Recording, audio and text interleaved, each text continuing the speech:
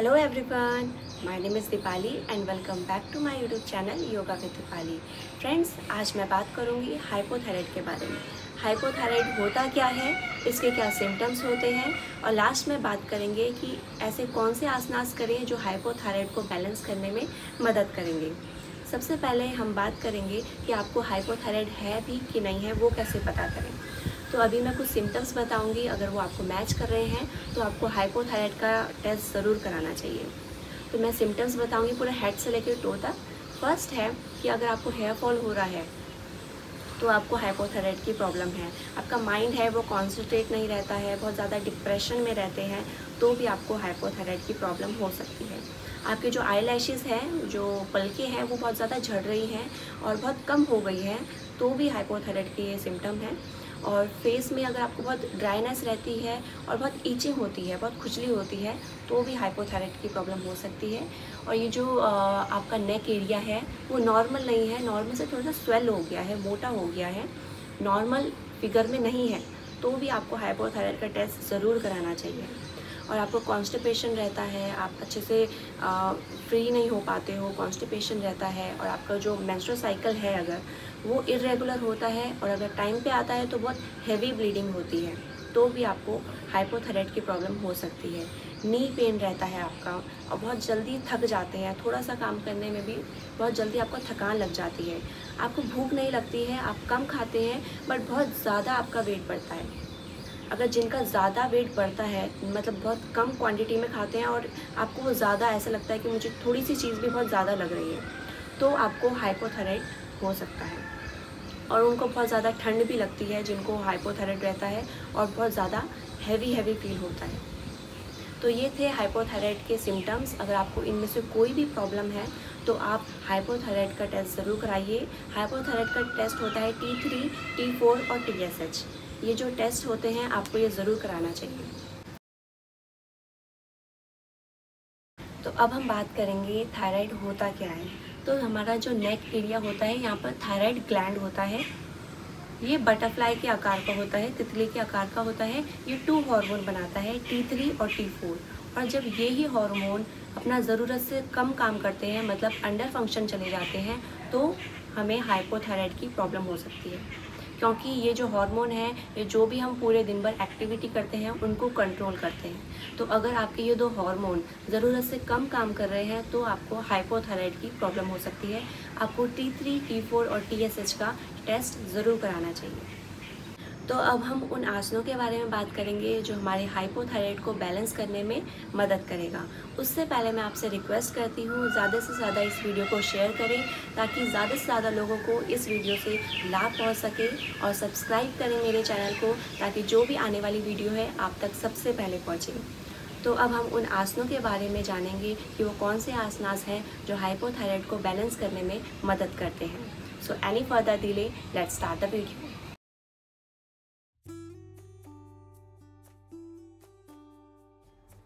First we will do lion pose, जिसको हम हिंदी में सिंहासन के नाम से भी जानते हैं।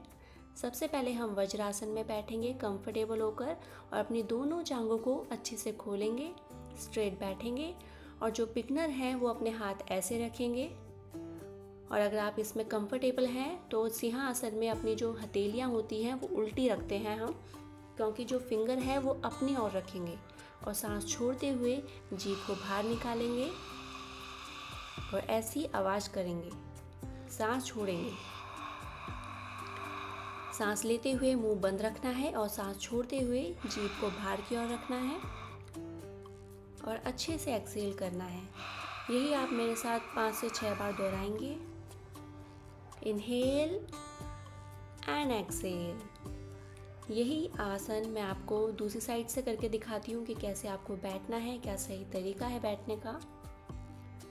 तो पहले हम बैठेंगे नॉर्मल वज्रासन पे। अब आप देखेंगे कि मैं अपनी एड़ी में नहीं बैठी हूँ, बहुत लोग एड़ी में बैठते हैं, तो एड़ी को आपको साइड में रखना है। रिलैक्स होके अपनी दोनों जांघों को खोलना है और हाथों को रखेंगे सामने। नाउ सांस छोड़ते हुए जीभ को बाहर करेंगे। Inhale and exhale. सांस लेते हुए मुंह बंद और सांस छोड़ते हुए आपकी टंग आउट हो जाएगी। यही आप 5 to 10 टाइम्स रिपीट कर सकते हैं। Next we will do cat and cow pose, जिसको हम माजरी आसन के नाम से भी जानते हैं। यह आसन मैंने बहुत बार बैक पेन की वीडियोस में बताया है कैसे करते हैं, इसका क्या सही तरीका है करने का। तो ये आज हम फिर से सीखेंगे कैट एंड काउ पोज कैसे करते हैं। आपको नीज अच्छे से दोनों बराबर मैट पे रखनी है और हाथों का जो गैप है वो शोल्डर जितना रखना है। एज यू इनहेल आपको आपका नेक अप रहेगा और आपकी लोअर बैक नीचे की ओर जाएगी, और एक्सहेल सांस छोड़ते हुए आपका हेड नीचे की ओर रहेगा। अपनी नाभि को देखेंगे। इनहेल सांस लेते हुए ऊपर की ओर, ऐसे ही एक्सहेल सांस छोड़ते हुए नीचे की ओर। यही आप रिपीट करेंगे 5 to 10 टाइम्स। मूवमेंट करते रहेंगे ऐसे, इनहेल और थोड़ा सा होल्ड करेंगे।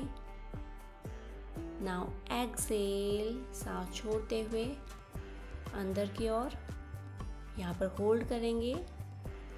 Now release the posture. Next we will do Setubandh asana. इसके लिए आप मैट में आराम से लेटेंगे और अपने दोनों घुटनों को फोल्ड करेंगे। आपके जो पंजे हैं वो ज़्यादा पास नहीं होने चाहिए और ना ज़्यादा दूर होने चाहिए, वो एकदम इक्वल होने चाहिए, बराबर। आपका जितना हाथों की फिंगर है वो बस थोड़ा सा टच करें आपके एड़ी को, उतना आपको घुटनों को रखना है। अब धीरे से अपने बैक को अप करेंगे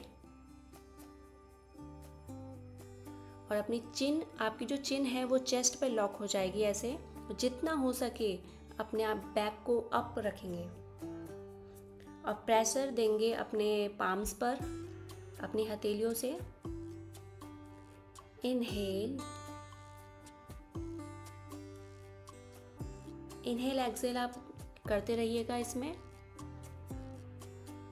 यही आपको 5 to 6 टाइम्स रिपीट करते रहना है। अगेन करते रहेंगे मेरे साथ। और अगर आप कंफर्टेबल हैं तो अपने दोनों फिंगर को इंटरलॉक कर लेंगे नीचे से, और पूरा जो वजन है वो आपके कंधों पर आ जाएगा। होल्ड करना है थोड़ी देर।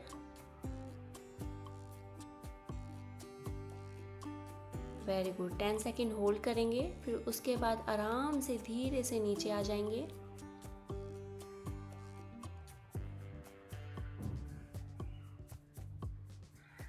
अगर आप इसमें कंफर्टेबल नहीं हैं अपने फिंगर को इंटरलॉक करने में, तो आप नॉर्मली अपने हथेलियों को नीचे प्रेस करेंगे मैट की तरफ और अप करेंगे और एक्सहेल करेंगे। इनहेल एक्सहेल आपको करता रहना है।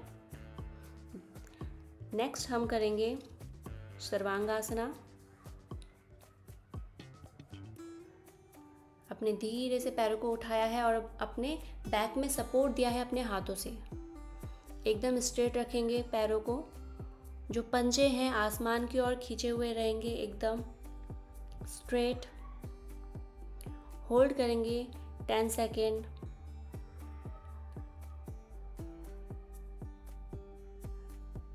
इनहेल एक्सहेल आपको करते रहना है और आराम से धीरे से आपको हाथों के सपोर्ट से नीचे आना है, एकदम आराम से। यहीं से हम चले गए हैं हलासन पर, और हलासन से हम फिर से आएंगे सर्वांग पे, और फिर हम आराम से धीरे से नीचे की ओर आ जाएंगे।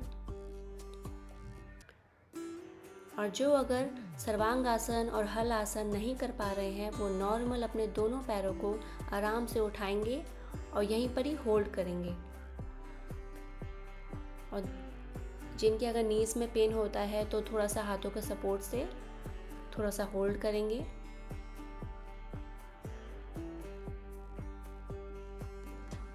और अब हम करेंगे विपरीत करनी।